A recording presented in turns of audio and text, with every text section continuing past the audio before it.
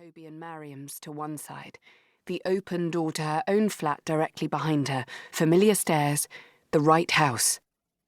"Lauren," she hears the man say. She spins and shrieks, and he stops. But she told him to stay where he was, and he's moved.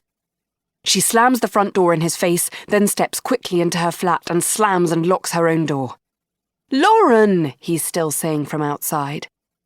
She thumbs her phone again to ring the police after all, but it lights up, his face, and then darkens. Out of battery. Shit. "Lauren!" And sounds of the outer door rattling. "Come on!" She runs up the stairs and across the landing and grapples in the kitchen for her charger. She'll phone someone. She'll call Toby downstairs even. But then she hears footsteps, and the man's coming up. And somehow he's in the flat. He's in the flat. She spins and strides to the kitchen door. "Get the fuck out!" she says into the landing, holding the cactus firmly. She's ready. If he comes any closer, she'll throw. "Calm down," the man says, reaching the top of the stairs. "I'll get you some water." He takes a step towards her. And she does it. She throws. But the cactus goes wide, past him, and it hits the wall and bounces off and rolls towards the stairs. Thud, thud, thud, thud, thud. Accelerating down the steps in an otherwise silent night. Coming to a stop with a final thud against the door at the bottom. "What's wrong with you?" the man says, keys clutched in his hand. That's how he got in. He stole her spare keys, of course. Maybe he logged into her computer and changed her phone remotely, and that's why his picture's on her lock screen. Is that possible? "Fuck's sake," he says. "Go and sit down, please." He turns off the light on the stairs and switches on the landing light instead. The big square landing with all the rooms leading off it. The big grey landing she passes through a dozen times a day, which is somehow blue. And it has a rug. It never had a rug before. Why is there a rug? She can't stop to look.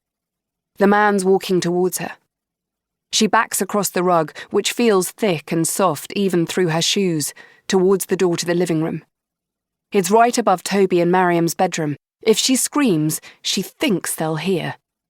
But even in the dark, the room doesn't seem right. She feels for the switch. Click. Light falls on more strange objects. The sofa is dark brown, and surely when she left this morning it was green. The clock on the wall has Roman numerals instead of normal numbers, and it turns out Roman numerals are difficult to read. 7, 15, 11. She has to squint to stop them from blurring. Her old vase on the shelf has tulips in it. Her wonky lino print of an owl is gone. The books are wrong or in the wrong place. The curtains have been replaced with shutters. Most of the pictures are wrong, and one of them is very wrong. One of them is of a wedding featuring, and she steps up to it, nose almost to the glass. Her.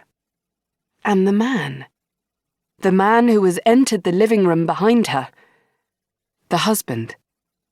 She turns around, and he holds out a pint glass filled with water. After a moment, she takes it and notices for the first time a ring on her finger. She transfers the glass to her right hand and spreads her left in front of her, turns it over palm up, ring still there as she folds her fingers in and touches it with the tip of her thumb. Huh. "Come on," the husband says. "Sit down, drink up." She sits. The sofa is the same shape it used to be, despite the colour, and it has the same uneven give. The husband sits too, over in the armchair, and at first she can't see whether he's wearing a wedding ring as well, but he leans forward, and there it is, bright on his finger. He's watching her.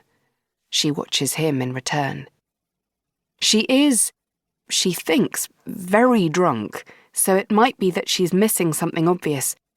But she's been given a drink by a man she's never met before, and, if anything, the fact that she may be unexpectedly married to him should make her more rather than less wary. "I'll drink this in a moment," she says, carefully, clearly, enunciating each syllable, although there do seem to be more of them than usual.